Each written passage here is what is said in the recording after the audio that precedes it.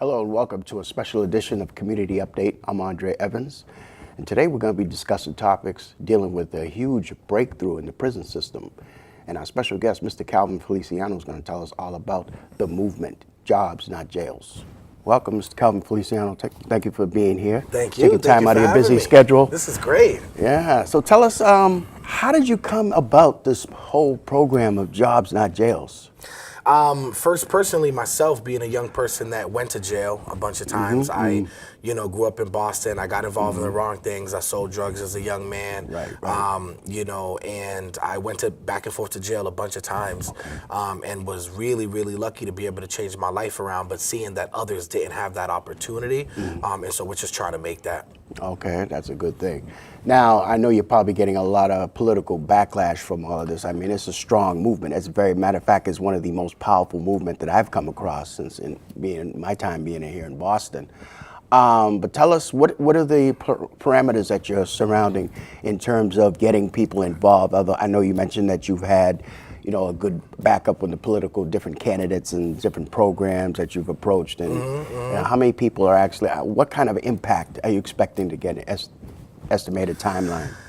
The impact, like from the impact from us getting it done, passing Right. the legislation, the Justice Reinvestment Act, would be major. I mean, there's 30,000 people in jail right now in Massachusetts on any given day. It costs us about $52,000 to keep people locked up for a year.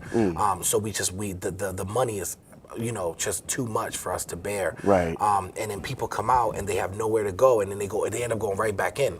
So it also keeps communities unsafe because you have people coming out that can't get a job, that are living amongst you and your Right, family, and right. they can't get a job, and they coming out of jail. So the impact would just be absolutely, man, transformational. So they expect you when you get out of jail, just go out in society, just go get a job, find a place to live without any type of which just isn't reprisal, real, right? Isn't real. And when you get out, you have court costs, you have probation costs, you have to pay to be on probation. A lot of people don't know that. So you're paying $80 a month to be on probation. But if I got out of jail and I got a bad record, how do you even get a job to then pay the I remember I was on probation, I sold drugs and paid for my probation that way. You know what I mean? Wow. Like, that's the decision people are making. And when you can't pay probation costs or court costs, they bring you back in jail. And they give you $29 a day credit. So, like, let's say you owe the state, $2,900. Right. They're gonna hold you in. You're gonna be locked up 100 days to be able to pay that off. And so it's really crazy, man. It's really crazy. That is crazy. That is, oh wow. So jobs, not jails. I like the sound of it. I like where you're going with it.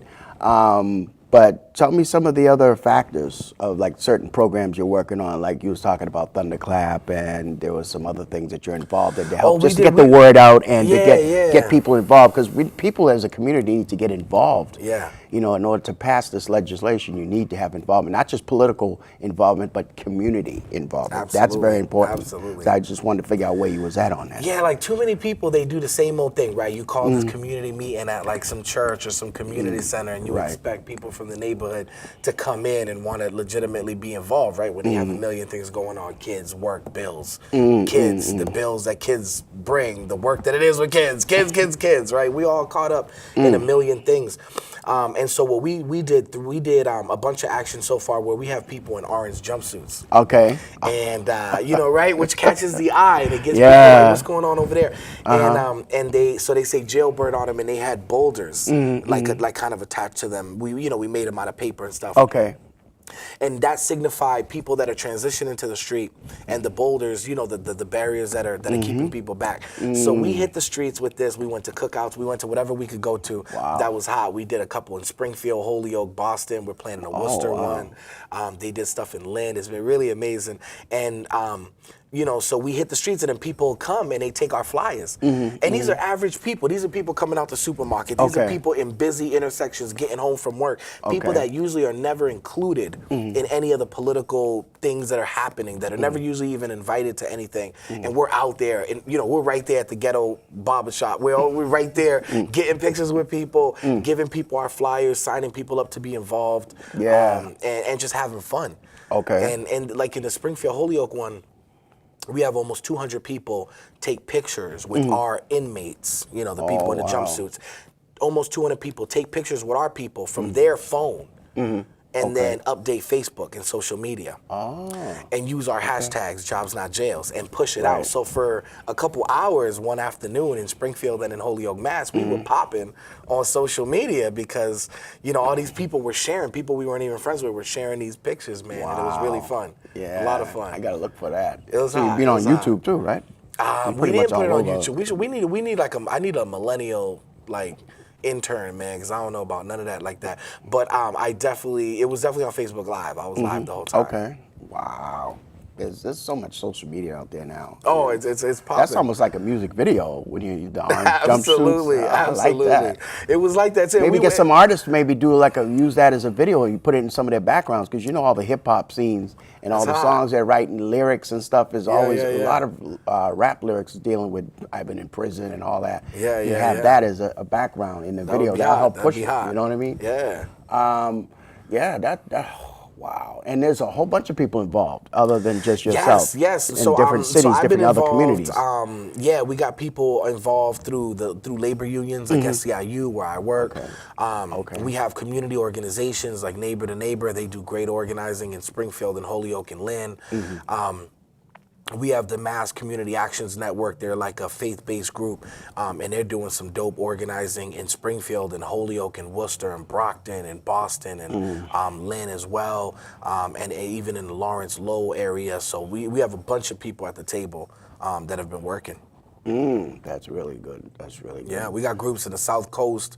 The Coalition for Social Justice has been doing their thing out there. It's been really positive so far, and we're everywhere. It just feels good. Yeah. So your main goal would be the greater Boston, I want to say, to focus on primarily. Well, we're all over. We're really all over with it in terms of the state. You know, the goal, like this year, they're going to hopefully take a vote on criminal justice reform in the State House. And the legislators are going to have to vote on it, and the governor is going to either sign it or veto it. And he's hostile, though. And he's a little bit hostile. You know, the one thing that we have in our favor, sadly, and there's a major racial component to this, but the one thing we have in our favor is white people on drugs. You know, there's a lot of young white people in these suburban towns whose parents, in some cases, are well off, upper middle class parents, political parents. Your dad's a cop, your mom's a firefighter, Austin, your whatever. Brighton, Brookline, and all so over. on. Man, Newton, Wellesley, rich parents. You might have wealthy parents in Newton that could give a kid anything, right? That could send you to school for free, and that kid end up getting strung out somehow. That happens all the time, right? And so they start in their battle through their addiction. They steal something. So you stealing something. That's the felony threshold. Anything over 250 is a felony in Massachusetts. The country is 1,500 to 2,500. We have one of the lowest in the country, 250. That's a cell phone. So if you're a 17-year-old kid, you steal a cell phone in high school, that's a felony. You got a felony on your record when now. is stealing a cell phone a felony? It's a class A it's misdemeanor back. But $250. Then that means they're going to probably change the whole limit of grand larceny if you steal something over $500. Maybe. You know, Maybe. Stealing a cell phone? What? $250, brother. It's even less than a cell phone. It could be an iPod. $250 is sneakers. If you have some new Jordans, those are you say in some cases $250. You might have saved up the whole year. You buy your son some Jordans. Yeah. Some 17-year-old steal those at school. That could get a felony now on his record. You're a felon. How come nobody talks? I don't hear this on the news. It seems like, well, obviously because the media obviously. Because it's a trap. Yeah, it's obviously all about numbers. Is it just me, or is it a conspiracy, my brother? Yeah, you said it. You hit it right on the head. You hit the nail right on the head. Come on, man. They ain't saying nothing about it. But so those kids, and then because they're strung out on drugs, right? They're selling drugs to keep up their habit. So they're petty dealers trying to sell, so at the same time you can use, right? So now you're getting caught up with selling drugs. Even though it's petty, you're selling drugs, that triggers mandatory minimum drug sentences. So you have these kids that are strung out on drugs that need help, that are doing things. So because there's so much action there, because white politicians have so many constituents that are dealing with it, they're potentially going to reform the system, and we are about to benefit a little bit from that. Like that's our ace in the hole, is that if they don't do nothing, your kids are suffering too. Your kids are wilding out. Becky's strung out on drugs. She's been selling drugs to keep up her habit. Now she a felon. Now she mandatory minimum. She doing 4 years in jail. You know that's your baby girl. You don't want to see Becky going to jail. Oh, Well, of that's course what not, we yeah. feel with Jose and Tyrone. That's how we feel. So we're about to profit from it. It's gonna be good. Yeah, that sounds really good. Wow. Yeah, we on it. Yeah, that's some good progress right there. I mean, of course, you're gonna always have your pitfalls, but you know, there are a lot of guys this summer is getting out of jail, and I know that there's a few law firms that offer a service of pro bono, and basically what they do is they help people get their queries sealed. So say if a guy's getting out of jail, he did a 10-year bid for, say, armed robbery or whatever. He gets out of jail, first thing you want to do is try to find a job. That's right. That's number one priority. Yeah. Or go find a place to live. Yep. See, the thing is now, from what actually you're hearing this on the media saying that a lot of landlords do not want to have an ex-con as a tenant. That's right. Because they're afraid of not just so much the backlash of their criminal record, but depending on the nature of the criminal, it's anything that's violent, a lot of pedophiles and all that, we don't want, they kind of like shy away from that. And, you know, but the whole point of it is, you know, these law firms, they go and they go to community centers, they go to shelters, they'll even come to your house. And they'll sit down, they'll talk to you about your query, and they'll seal your record. So that way, if someone does a background check, they won't find anything. That way, it gives the guy the chance to get out of jail. He could start his life fresh. Yes. That's just a program they started doing about a year. Actually, I'm going to have one of the guests from Mintz Levin on the show to talk about how that works. That's amazing. Because there's a lot of changes in that. You know, different laws are prescribed for different, you know, things are always changing. You know, how they offer it as a pro bono, because I think that's going to be a high demand to the point, just my whole vision. I think they're gonna, it's a pro bono service that they offer, but I think they're gonna start charging money because it's gonna become such a high demand where they figure they can, you know, law firms trying to jump on the bandwagon. There's a service they provide, say, you know what, we give it away for free. It's like a drug dealer gives you a sample for free. Next time you're gonna pay for it. That's what I'm thinking. You know, that's where they're headed. Hopefully we'll hurt their business in a sense and help people in a sense of part of the Justice Reinvestment Act that we're trying to pass in the State House. Part of it has further query reform. So it's a criminal record information, right? Criminal offender record information. So that's your query, and that stays with you. And so we changed it back in the day. It was 15 years to get a felony off your record, and you had to wait 10 years for a misdemeanor. Misdemeanors, I mean, that could be like jaywalking, right? 10 years. And like a felony, like I said, could be stealing a cell phone. 15 years. So we changed it to 10 and 5. That was in 2010. We're moving now to do it to 7 and 3. Lower the times, because the truth is, when someone is home for a year, as someone who is formerly incarcerated, you know, when you're home for a year, you get used to home. Home feels so much better than jail. And if you can get home, all we got to do is get people home and working. If you get home and working, the chances of you going back start to drop. And after a year, they start to drop. In 2 years, 3 years, if you ain't gone back in 3 years and you've been working, you're not going back. And even myself, I catch myself making great decisions on a day-to-day, thinking to myself, you know what, I've been there so much. I am so used to being out. I'm used to being at home. It's all about the freedom. It's too much. And when you have a job, you're able to stay out. So one thing is the query reform to make it easier for people to get jobs after they've, you know, paid their debt to society. You mentioned a key thing. Boston right now is on fire. Yes, it is. Every town, Lawrence, Lynn, Lowell, Springfield, Holyoke, Worcester, they get on fire or come around summer times because you have people that have no jobs. They're broke. It's hot outside. You mad and angry and hot and broke. And you're going to do whatever you got to do to alleviate all that. And you got people that are returning home, like you said. People that are returning from jail, from prison. I don't know the numbers off the top of my head, but I know it's pretty high. I can safely say a good 70-80% people getting out of jail this summer. And that's just in Boston alone. I don't know about other statistics for other areas, the other communities, but I know the numbers are high. I mean, people coming home every single day. Every single day. When you're talking about 30,000 people at any moment being locked up, we're talking about hundreds returning daily, and then hundreds coming back daily. And when you leave, you're likely to come back. There's a 75% chance you come back in a year. For sure. So it's like, how do we keep people home, and how do we get them to work? And I'm sorry, that was the point. Boston's on fire because people come home and then the violence Yeah. shoots up, man. And right now, does. there's shootings every day. Oh yeah. And it's bad. Definitely every day. That's something that's guaranteed, unfortunately. Yeah. Wow.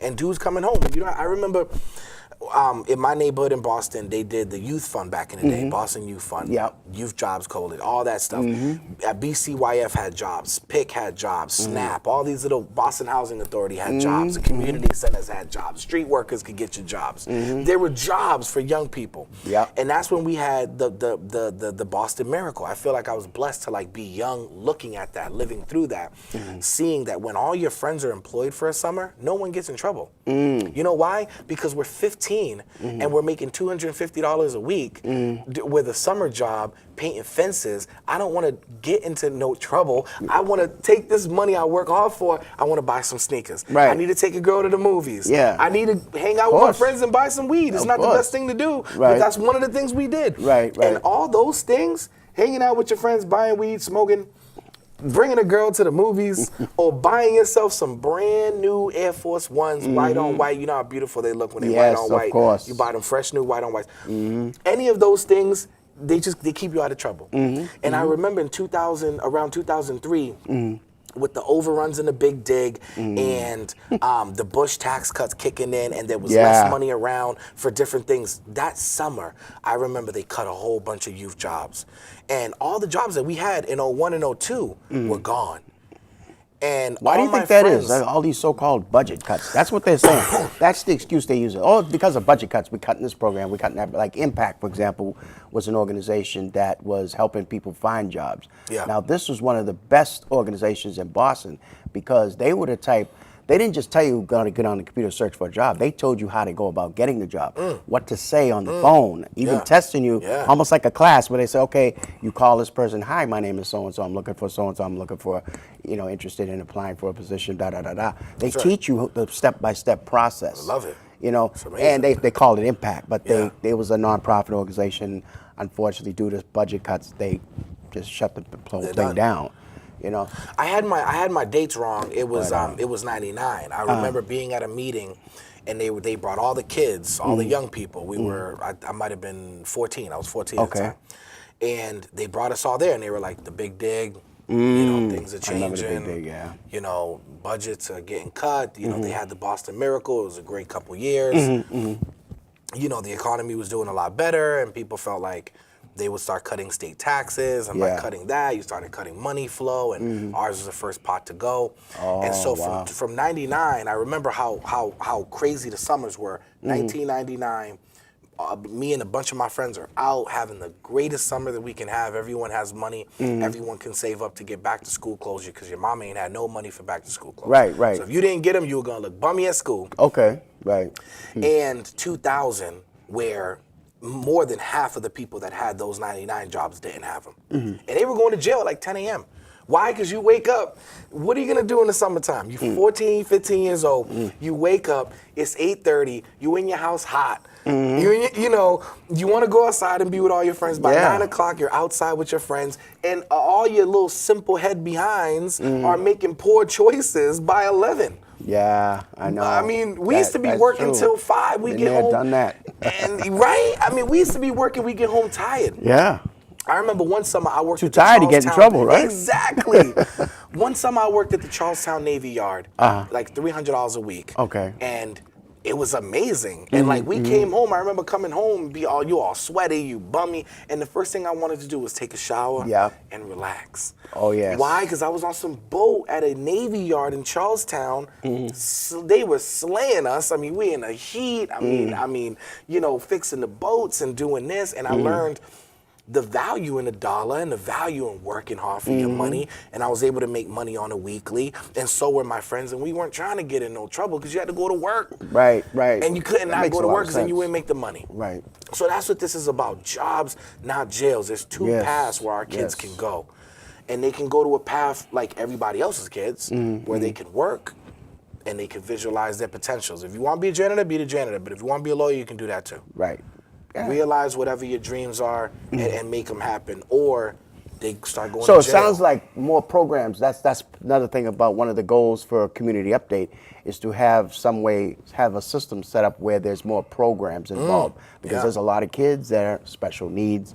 Like you said, kids get up at 8:30 and oh, what am I going to do? Oh, they're going to get in trouble. They need to have some type of guidance other than just parents. Yes. They need to have programs that, implemented so they can go and talk to a counselor. That's right. Hey, listen, I want to better my life. How do I do that? Like Bridge Over Troubled Waters, for example. I been there, done that.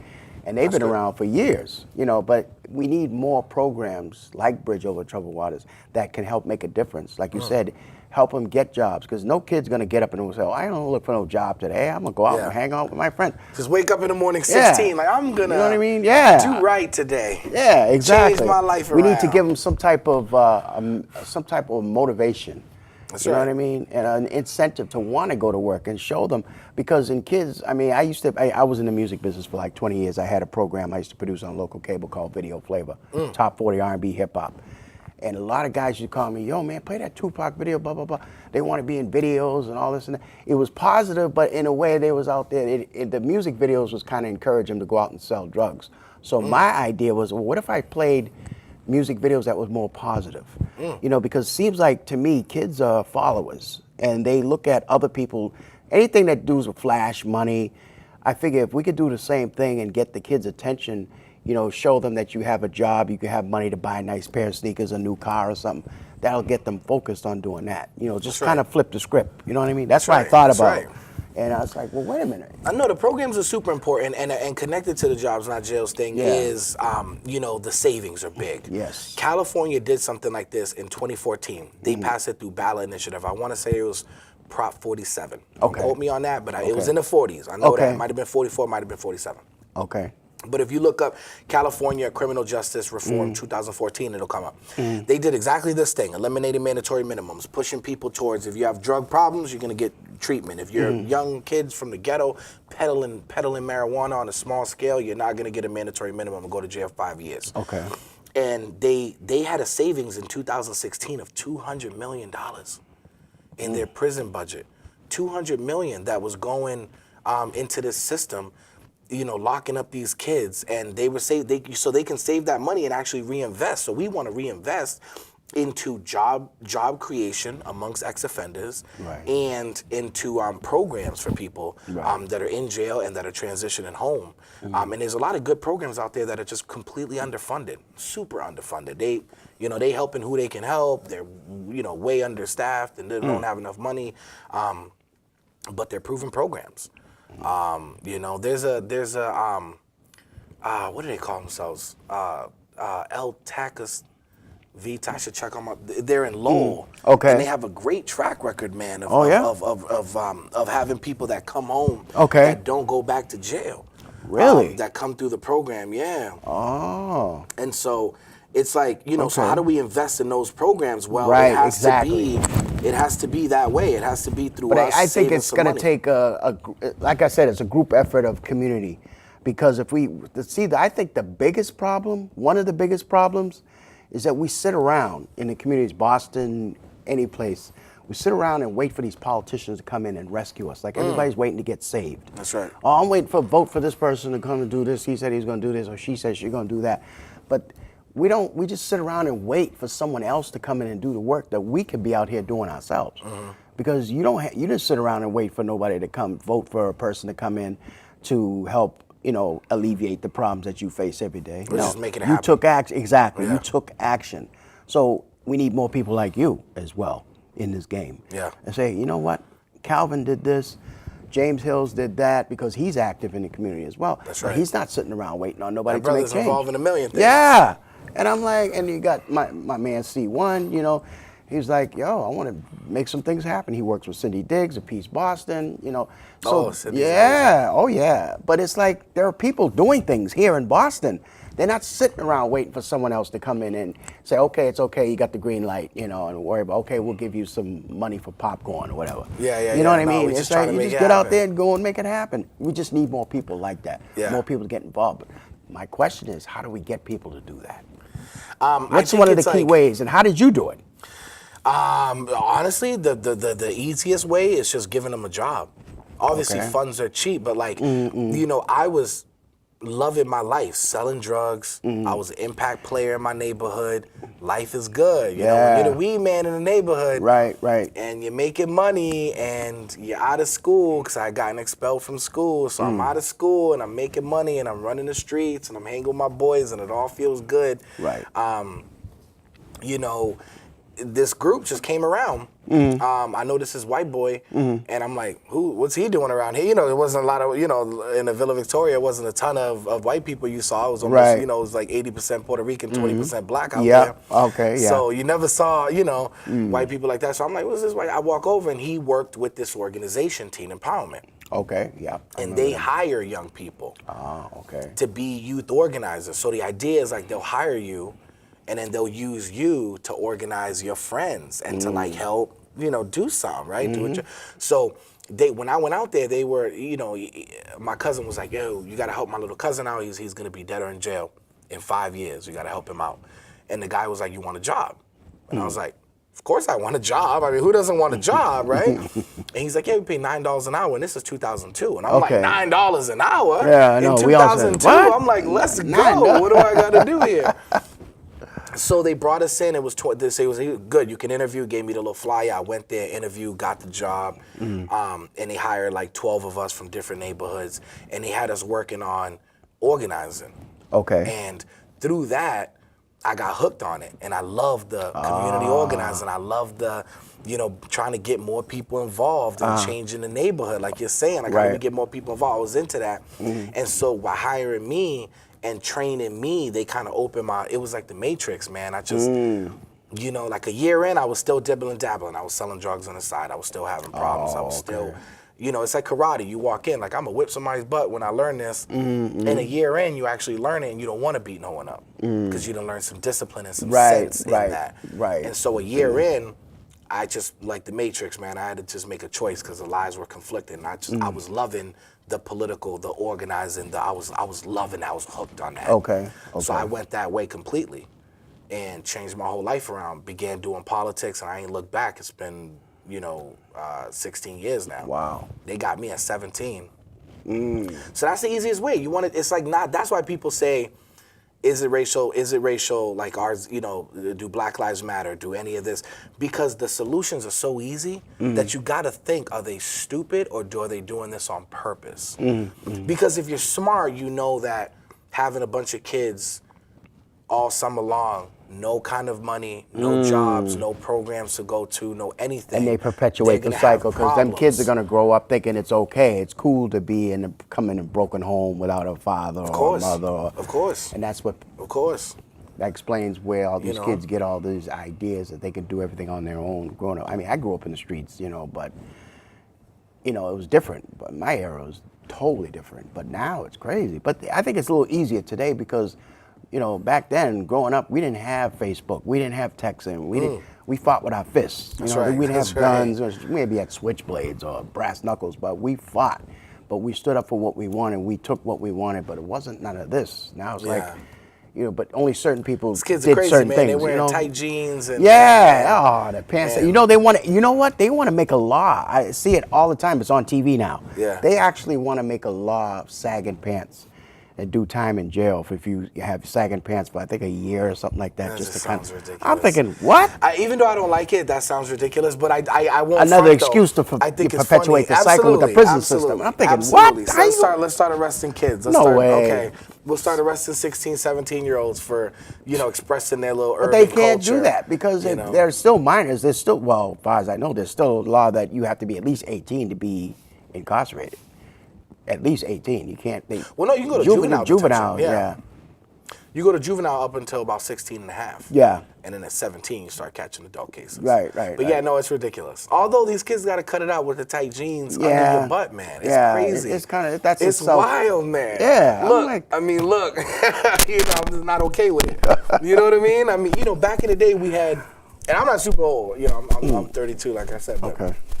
we had, you know, you would wear baggy jeans and they'd be a little sagging, Yeah. right? They might be sagging. Maybe they were even under your butt sometimes, Yeah, right? yeah. But the front of it was still up on your waist, man, and it wasn't super tight so that if you had a shirt, the shirt covered your butt, though. Your butt wasn't. You see these kids walking by, pants down, whole butt and underwear's out, and then your shirt is a XXX medium. These kids are wearing medium t-shirts out here.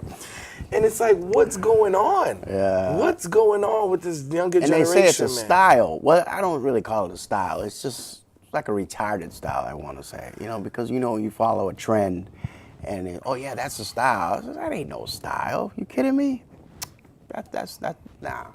I don't think they should be that rough. I think kids should stop wearing saggy pants, but I don't think there should be no type of reprisal from it. I think they should just It's crazy. teach them on their own. Crazy, man. Common Come on. sense. And look decent. Same thing that, you know, the pipeline, prison pipeline. They do the same thing school. You know, at schools, kids are getting arrested for swearing in school, for swearing at teachers, for skipping school. Kids are getting arrested. It's ridiculous. And it's a school to prison pipeline, and people are trying to address that as well. And it's there's all these ways for you to be incarcerated. Yeah, make an Especially excuse if you're a to young perpetuate person this of color. prison cycle. That's And you all. see the cop, the white woman in Tulsa just got off this morning.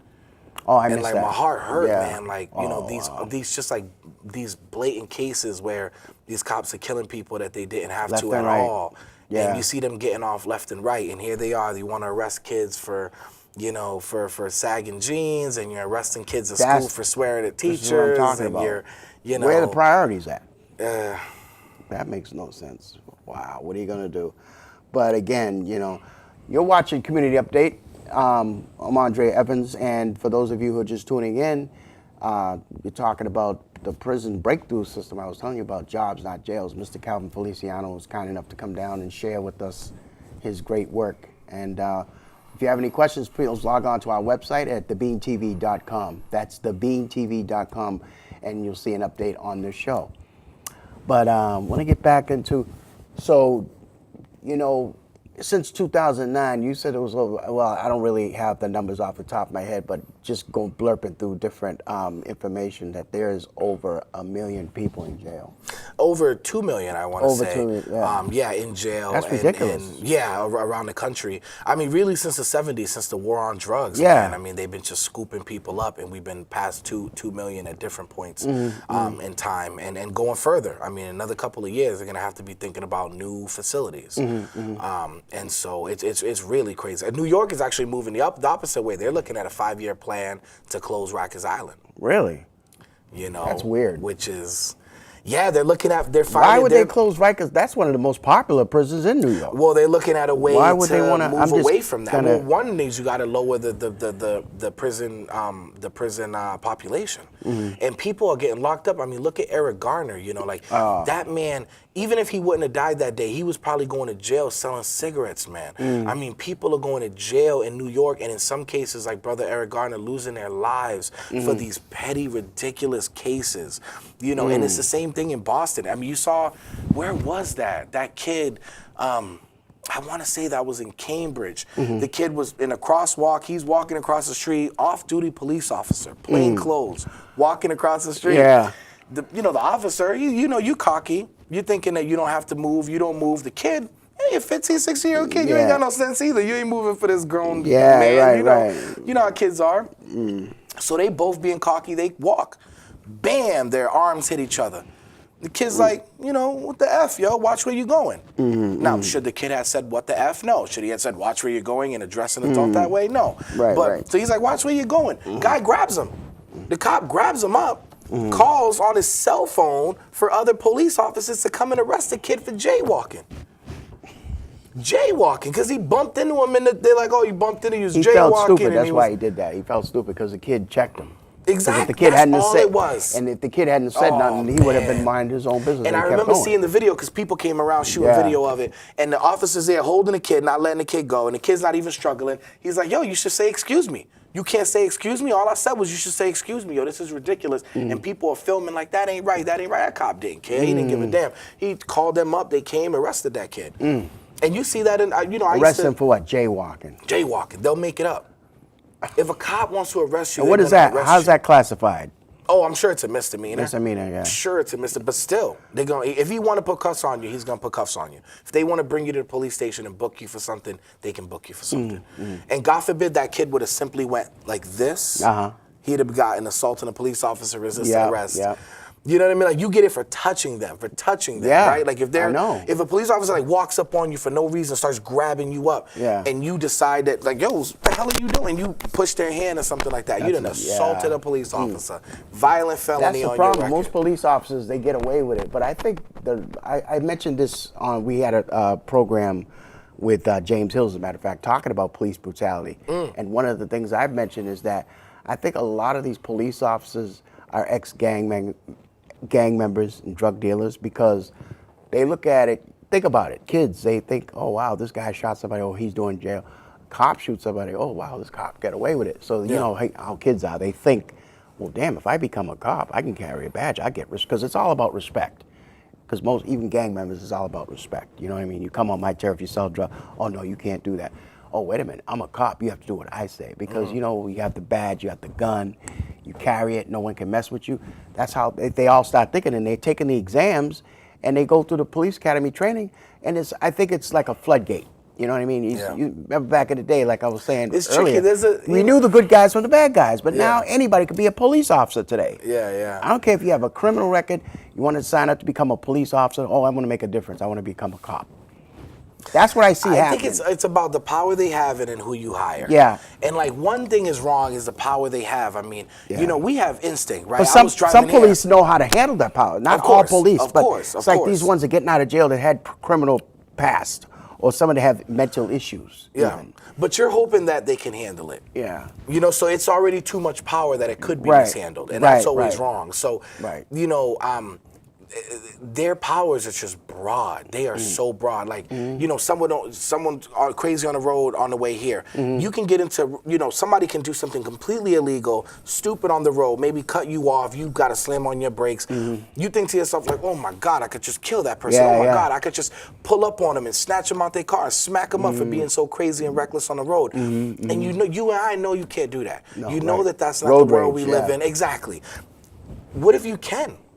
What if you can? What if you legit have the power to punch someone in the face for disrespecting you and not go to jail for it? What if you have the power, you have the backup, you make a phone call, you got 50 people here that are defending you. If a cop jumps on, if a cop were to come in here and jump on us and start beating us, another cop, and we're like fighting back, another cop's gonna come and start beating us as well. Like they're gonna support each other. So you have this game, you can call it's almost like basically. So you can do whatever you want. I mean, there was one that was in Medford, the guy, it was a rotary problem. You know, rotaries are bad in Massachusetts. Some people from out of town don't get it. So this guy was in a rotary, he did the wrong thing. The person was an off-duty police officer. Tell me why he hunts the guy down in his personal car. It wasn't even a police car. Hunts him down, pulls off, gets in front of him, threatening him. I'd put 2 bullets in your head. I should effing kill you. I should this. And when you see the video, he's so mad. He's spitting mad. He's face red, angry. And it's because he knows he could do it and get away with it. That's the thing that motivates him. They know they could do it. Nobody's gonna question it. Who's gonna say what? You know, and they got the video cameras, but they don't even turn them on. That's a big joke too. Come on, man. That pilot people program, on camera. We're seeing them kill people on cameras and get you know, not guilty. But and then it's also in who you hire. I mean, even in Boston, it's in the high 60s in terms of new cadets that are white. They don't hire us for nothing. So you're hiring. You don't hire people that reflect the people that you're actually going to police. And they hire these kids in some cases, and I've seen it now that I'm 32. I see every once in a blue you bump into some kid that you went to middle school with. Maybe I bumped it. I won't say a name, but I bumped into this kid that I went to middle school with. We're a knucklehead kid from Charlestown. Lucky enough to become a police officer, even though I know you were a crazy young boy, one of them crazy young townies out there. But so you get to you hire these kids, and it's like a lot of times. It's these white kids from the neighborhood. You were not tough in high school. Some black dude named Tyrone then stole your girlfriend. Some Spanish superfly named Juan Carlos that came in and took your girl. You couldn't even do nothing about it because he'd have beat you senseless in that high school. So you go on, right? Your little Billy Doherty. And you go on and you end up taking this little 6-month exam, and you get all of a sudden you become a cop, and now you a 22-year-old police officer, a little 22-year-old one white kid. You got I think about Martin Lawrence when he was making fun of Will Smith in the Bad Boys Part 2, when he was like, get yourself a little tight T-shirt and a gun and a badge, and you're an overcompensated tough guy. And that's what they become. You can start hiring these little young, socially awkward white boys from school, and they become overcompensated tough guys. And now they don't care about the uniform. They don't care about the job. They care. Gosh. It's a personal thing. It's You ego. see the swag Ego. in them, man. I mean, Yeah. if you were to see a cop on the street and you wanted to say "F you," that cop, if he wanted to, get right out that car, chase you down, beat you senseless with his partner. If you fight back, potentially kill you, and be legit in it. Yeah. Because their powers are so broad. I remember there was a video. A woman didn't want to give her arm to a cop who was arresting her. He started punching her in the head because they can do that. The powers are so broad that it says that you can use anything, kick, punch, whatever you can, whatever you think Excessive you need. force, though. But the powers that they have say whatever you think you need to get the cuffs on. Right. And so, like, somebody doesn't give you the arm, you tase him. He's punching her in the head, bam, landing blows down. I done been in situations, it's so funny, people don't realize how assaulting a police officer works. They'll get on you, if police officers are slamming you to the ground, one of them will start punching you in the face, punch you right in the face. You punch you in the face, you're gonna start to do this. If someone punches you in the face, right after they punch you, you're gonna do that, and you're gonna keep your hands up. But then they're like, give us your hands. But you can't put your hands out, because you put your hands out, you're getting punched in the face. So now you're on the ground, wrestling with 4 cops, getting punched in the face, trying to block, but as you're trying to block, they're trying to cuff you, and they're telling you to put your hands down, but they're punching you in the face while they're telling you to put your hands down. And you can't, because the reflex just keeps you from doing it. Like they saying, keep your hands up, get your hands up, freeze, get your hands up. And you got your hands up, and they start shooting at you. I mean, if you move or if you... Right, or run away. Or run away. But see, that was another thing that was brought up. They're not allowed to, I've checked this out, a cop is not allowed to shoot while in pursuit, unless they feel that immediate threat. Like if you pull a gun, start shooting them. You know what I mean? But they a lot of times I've seen Officer Walsh, he feels it. Yeah. That's what the rules say, and he's following the rules. The rules, like you said, if you're not feeling the threat, well, that black guy running away, I feel the threat. And so I'm shooting. How do you feel threatened if he's running away, though? How do you justify that? You know, oh, I feel threatened, you're running away. Hey, black people, we just have guns. You didn't get yours at birth. We have this gun that's like attached to our skin that we can't put down, that we just walk around with us at all times. So they have to watch out. So yeah, who knows? Maybe he was gonna pull out 2 guns and become super Black Panther and turn around and kill the cops and kill a whole bunch of people. So hey, you felt it. You needed to shoot at him. How many times did they say, I thought I saw something? Yeah. I'll never forget it. One time, a family member of mine, crazy story, he ended up being killed on the streets. But I remember one time, it was weird. We were going to his house, he was going to meet us, and he went the Main Street way. It was funny. He used Main Streets to get there. And I was like, why wouldn't you cut through that way? He was like, it was so crazy. It's in Roxbury, I won't say the neighborhood. He said to me on the phone, he was like, we try to avoid the alleyways because the cops will pull up on you and say that they think they see something and shoot. So, you can't shoot someone when they're running away from you, but what if they're running away with a gun? Probably should shoot them, right? If you're chasing someone, right? Any average person would probably agree with that. If you're a cop, you're that's chasing like a policeman, someone who has a gun. in America, I have to say that's degraded, because what if you're in a marathon, you got a whole bunch of people running, and cops going, hey, they're running away, get them, you know what I mean? I mean, that's how I would look at something like that, because I mean, that's common sense. You don't... Well, I mean, look at cases. I forget that guy, was it Sean Porter? That guy in New York, he was an off-duty police. He was an undercover police officer. He was running after a dude. Wait a minute, no dude that goes in a wedding or something? He just got married and they shot him? Sean Carter. His name was Sean Carter. He just got married.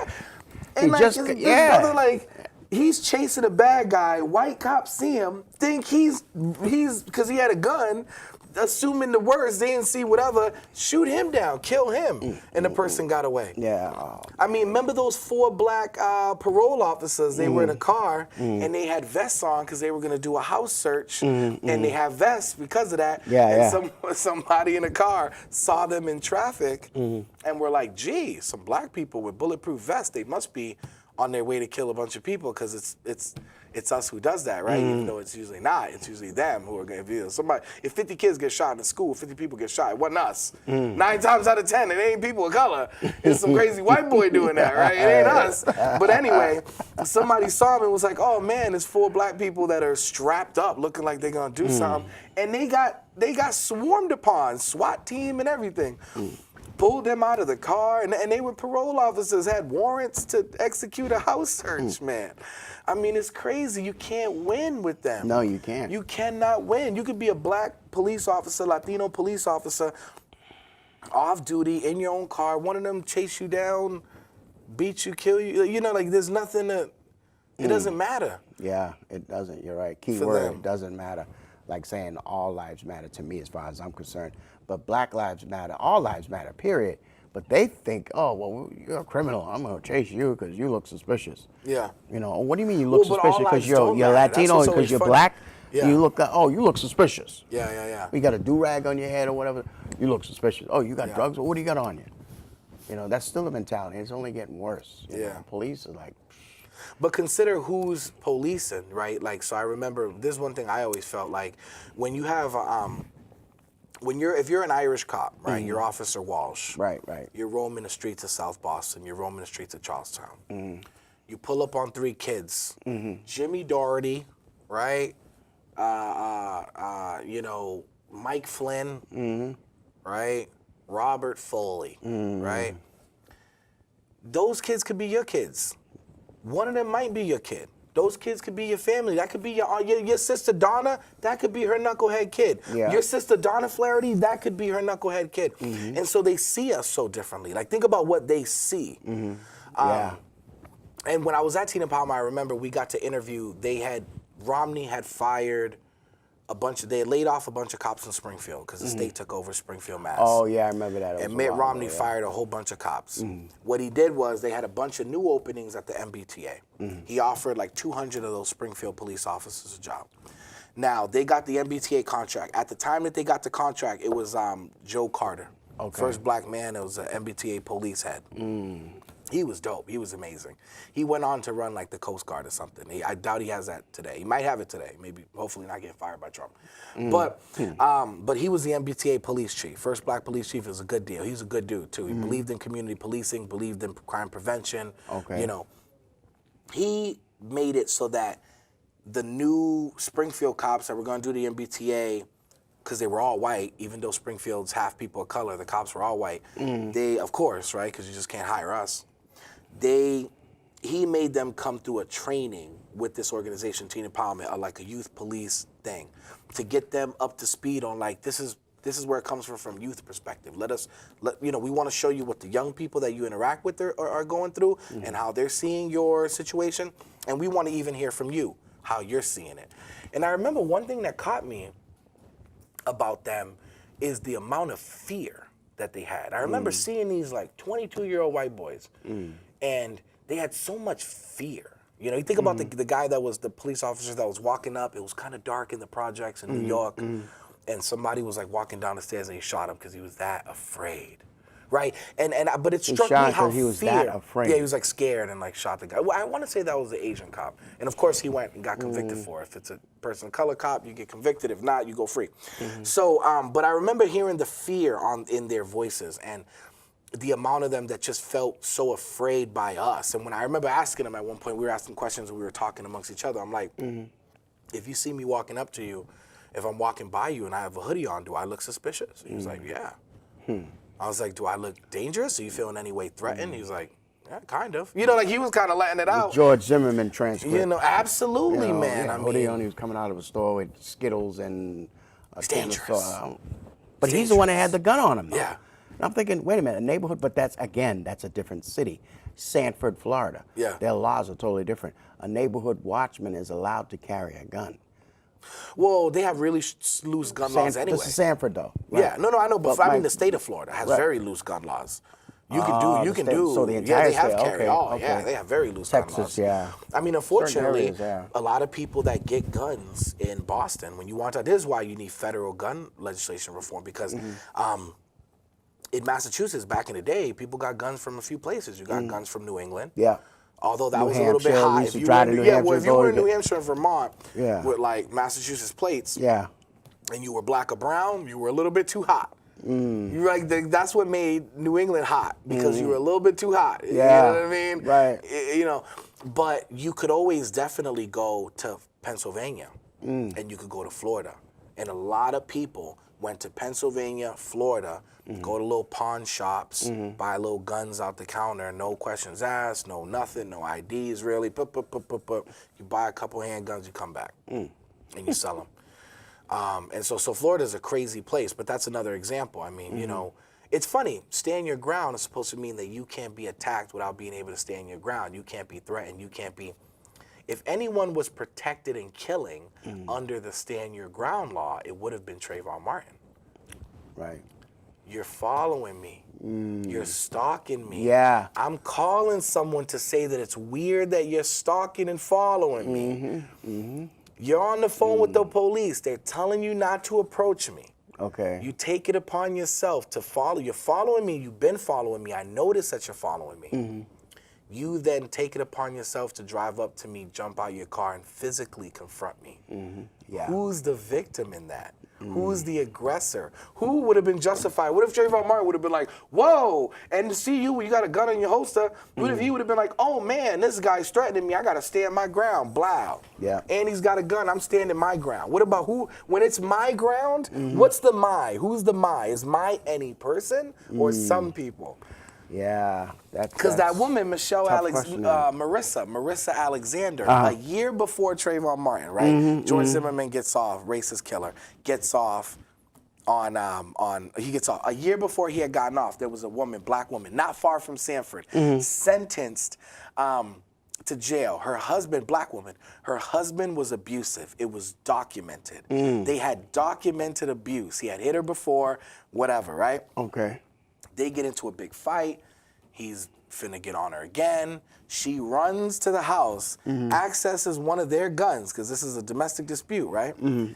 Shoots a warning shot to keep him away. Blow, blasts at the wall or whatever to get him to run off. The guy runs off, right? Calls the police. She shot at me. They gave her 15 years. They hit her off with 15 years. And he took custody of the kids and everything. And he was the aggressor. They had a documented abuse. It was documented. So a year later, then this Trayvon Martin thing, then Stand Your Ground. Then when the Stand Your Ground thing happened, people were like, wait a minute. What about this lady's ground? Yeah, That she exactly. stood. This woman who would shot a warning shot to get this dude not to hurt her and kill her, right? Wow. And she ended up 2 or 3 years later being released but she spent 4 years in jail, and their kids spent 4 years. Now, with an what is the abusive reprisal man. from that, though? Is she suing the? I'm That's sure, still I don't considered know what happened wrongful from him. imprisonment. Well, then Absolutely. I again, mean, come on. in It that was particular shady. area. I'm sure she's gonna get broken off with something. Yeah. You know, every state does it different. I don't know what Yeah. they do for every year. Right. I hear every year is like $1 million or something. I've heard. I don't know, but I'm sure she's gonna get broken off, and she got her kids back. But I mean, 4 years she was in jail. And them kids were without her for 4 years, and they were with the abusive husband. That's time wasted. Imagine that. You going to beat on your lady, she grab a gun, shoot her against the wall, tell you to leave her alone. You call the cops and have her arrested.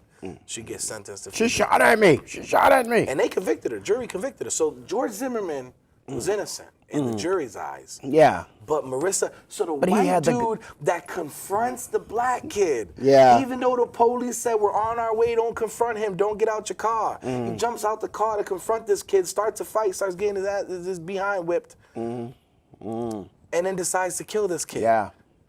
He did that. That whole was part of the plan. Even if the kid didn't touch him, he would have shot him.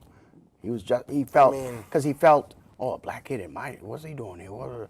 He had to do something. He probably was a nobody trying to make a name for himself. You're in the neighborhood watch. You're Like a spending passive your evenings. initiation. You're obviously lame.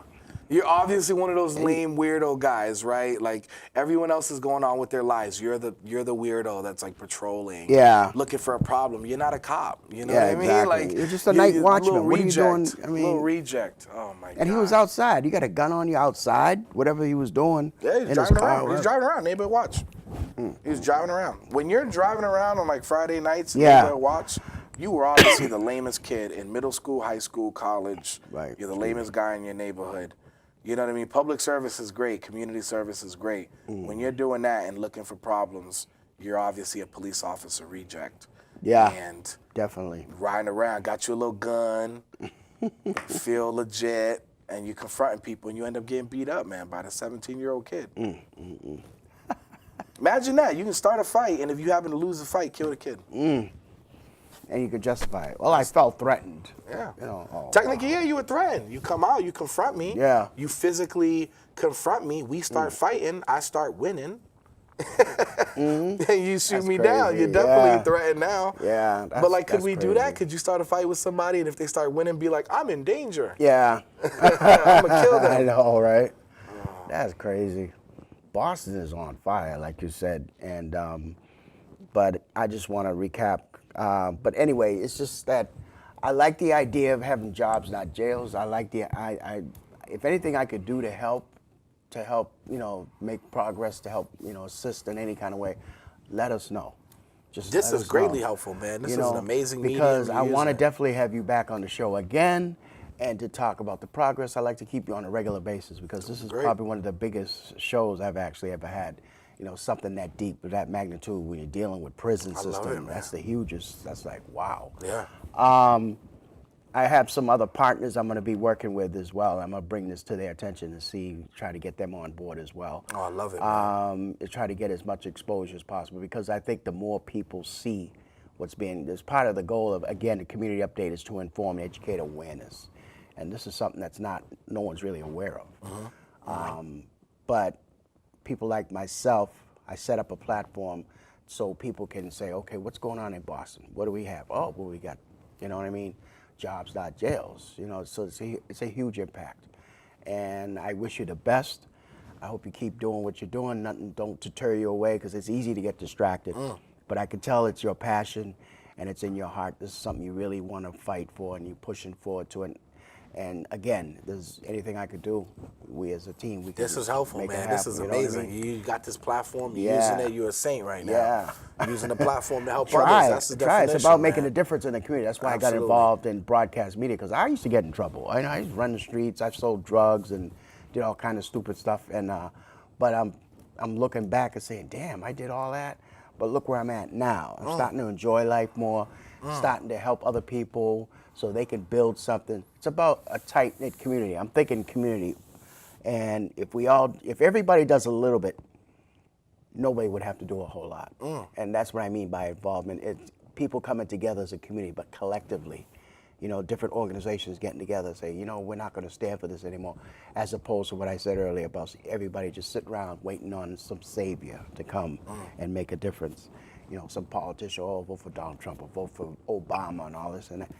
I'm like, what's the difference? The politicians, make their the job action. is to get Come make the elected. They don't action. care about none of the issues in their community, because that's not their agenda is simply getting elected, so they can make the whatever 7 figures they make. You know, I mean, they I don't tell people, really come care. get about that action. We're about action. We're doing it. We're Yeah. making it happen. We're lobbying in the State House. We're organizing in the community. Wherever you are, if you're in Boston, Worcester, Springfield, if you're in Lynn, Lowell, Lawrence, Brockton, Fall River, New Bedford, we are around and trying to do something in your town. And, you know, get in the game. It's easy to be the revolutionary on Facebook. It's easy to be tough on Facebook. It's easy to do it all. It's harder for us to really get in this, and we're in it. Right. We're in it to win it. That damn right. Yeah, so we're just about out of time. But I want to thank you viewers out there for watching another edition of Community Update. I want to thank Mr. Calvin Feliciano for being on the show with us today. It's great. Jobs, not jails. Remember that. That's a key word. We'll be on Facebook. And again, if you have any questions, feel free to log on to our website at thebeantv.com. That's for those of you who are illiterate, it's www.thebeantv.com. And just click on Community Update, and you'll see an update on the show.